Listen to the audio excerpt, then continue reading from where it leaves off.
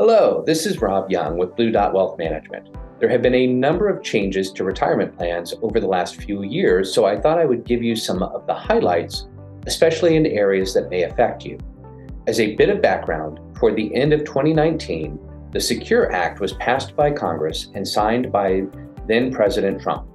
There were a number of provisions in that law that changed the landscape of retirement accounts like traditional IRAs and inherited IRAs.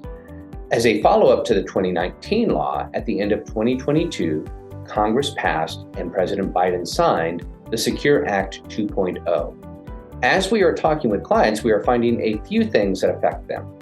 First, the age that clients need to take required minimum distributions has moved. Starting in 2023, you do not have to take money from your retirement account until you are age 73.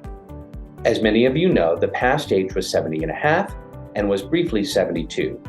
For many people, this is good news, especially for those that are working later. Remember, a required minimum distribution, or RMD for short, is a minimum amount the IRS requires one to take from their traditional IRA or similar tax-qualified account, like a 401k, a 403b, or a 457 plan.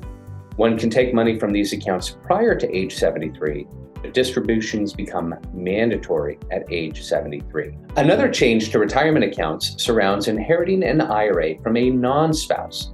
In the past, we were allowed to stretch distributions from these accounts over the lifetime of the person who inherited it. This allowed the account to grow over time and could potentially be another source of retirement revenue for the next generation. In the 2019 SECURE Act, that stretch provision has mostly been eliminated. As with many laws, there are some exceptions. Generally speaking, if you inherit an IRA from a parent, the IRA has to be emptied in 10 years. Obviously, this has changed how we help transition retirement assets from one generation to the next.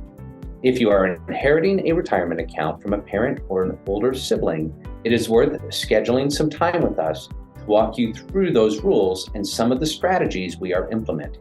Last, if you are currently working and participating in your company 401k or similar plan, there have been some changes to the rules around catch-up provisions. If you are over 50, you may have heard that you can add more money to your retirement account. That is true, and depending upon how much you make and how old you are, you may be able to add a bit more.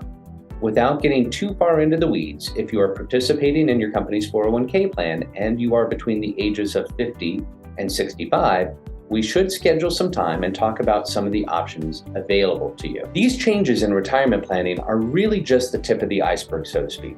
There are a number of new requirements and options for employers and their employees surrounding 401k plans, and there are some exciting changes to 529 college savings plans as well. Suffice it to say, with all of these changes, we want to make sure that we are keeping you informed on the things that most affect you and your loved ones. If you have questions about any of these items or anything you've heard about, don't hesitate to give us a call. We have been and will continue to connect with you on the items we know may affect your planning decisions. As always, we look forward to talking with you soon. Thank you.